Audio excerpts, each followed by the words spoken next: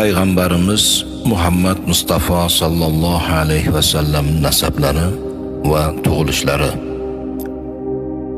Bilmak kerak kim har bir ummatman degan odam Payg'ambarimiz Muhammad alayhisalomni o'z ota-onasini tanigandek bilishi lozim. Payg'ambarimiz sallallohu alayhi va sallam o'zlari arab naslidan Quraysh qabilasi Bani Hoshim urug'idan bo'lib, nomi shariflari Muhammaddir sallallohu alayhi va sallam. Tug'ilgan joylari Arabistonda, Makka shahridir. Otalari Abdulloh, Abdullohning otasi Abdul Muttalib, uning otasi Hoshim, uning otasi Abdul Manofdir. Ushbu to'rt otalarni bilishlik har bir musulmonga lozim va lobuddir. 11 otalari Quraysh, 21 otalari Adnodir.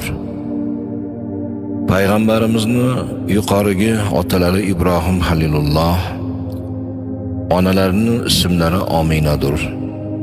Payg'ambarimiz Muhammad Mustafa sallallohu alayhi va sallam ota-onadan yolg'iz tug'ilgan to'ng'ich o'g'ildirlar.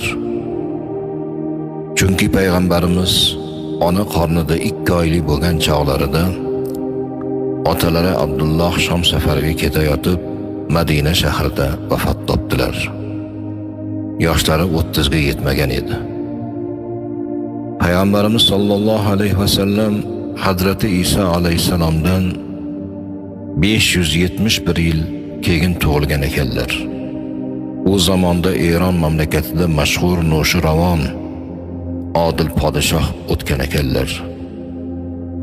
Odil podshoh zamonida tug'ildim degan so'zlari Mavridur. Rabbil avval oyining 12-si dushanba kechasi sahar vaqtida dunyoga keldilar. Ona qornida yotishlari, onadan tug'ilishlari boshqa bolalardek bo'lgani yo'q. Chunki onalari Omina og'ir bo'y xotinlardek qursoq og'irliklarni sezmadilar. Dard, alamlarni boshdan kechirganlari yo'q. To'lg'oq azoblarni ko'rganlari yo'q. Yukli xotinlarga bo'ladigan badan og'irchiliklarni hech bilganlari yo'q.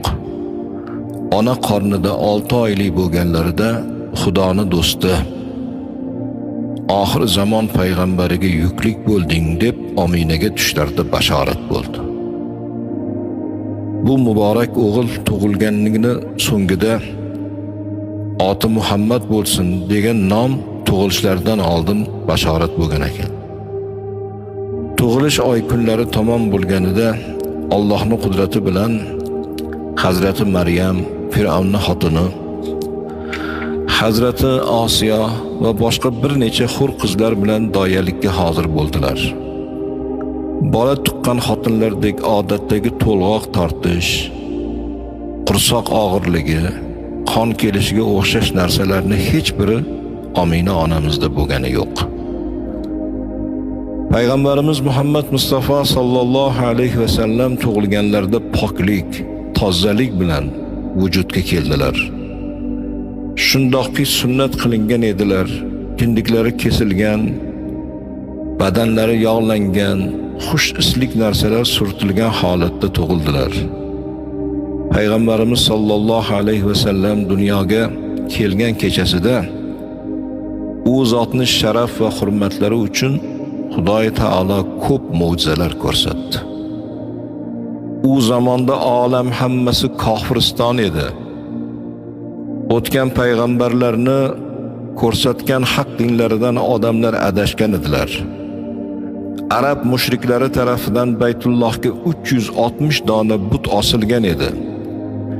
Arablarning har bir urug'i o'zlariga atab Baytullohga bir donadan but osib qo'yishni odat qilgan edilar.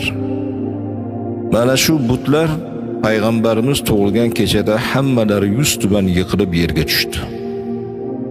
Ertalab kelgan kofirlar bu holni ko'rib hayron bo'ldilar va ham ona qornida yerga tushgan chog'larida bir nur paydo bo'ldiki, uni yorug'idan Sham viloyatidagi Busro degan shaharni saroylari ko'rindi.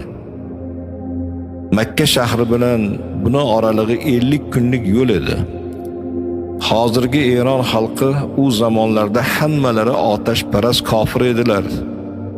Tutgan dinlari esa majusiylar dini, o'tparastlik edi. Bularni otashgada, ya'ni ibodatxonalarda ming yillab uzun zamonlardan beri o'chmay yonib turgan hisobsiz o'tlar Payg'ambarimiz Muhammad Mustafa sallallohu alayhi va sallam ona qornidan tushgan chog'lari o'chib qoldi. Mana shunga o'xshash u kechada bir necha turli xil mo'jizalar paydo bo'ldiki, agar ularni hammasi bu o'rinda yozilsa, o'z oldiga bir kitob bo'ladi.